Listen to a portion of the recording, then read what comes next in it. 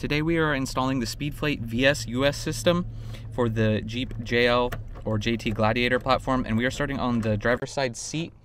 And you're going to want to remove this bolt here. This is a T50. Sometimes it can be beneficial to remove this other seat bolt here as well, but a lot of the times you can get away with just taking this bolt off, and then you're going to take this applied bracket and you're going to put it in until it aligns with the hole here. We're going to reinstall this bolt and torque this back down.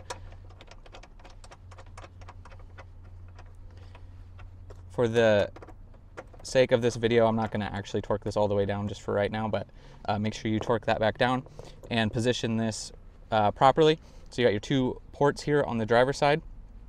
Then what we're going to do is, this part can be a little bit tricky and it can be hard to see, but we are going to take our provided crossover hose.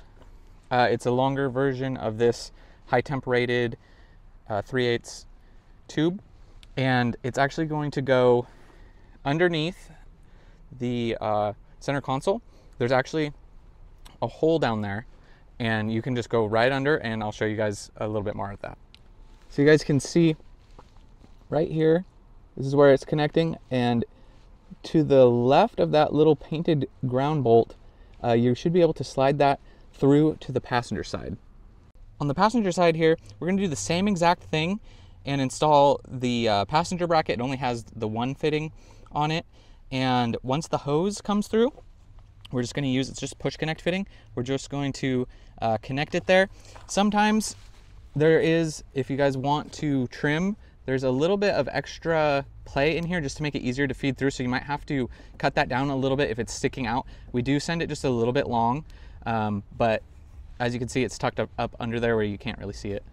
Then back on the driver's side, this Y fitting comes pre-installed, so all you have to do is attach this right here, the push connect, and then your system will be hooked up.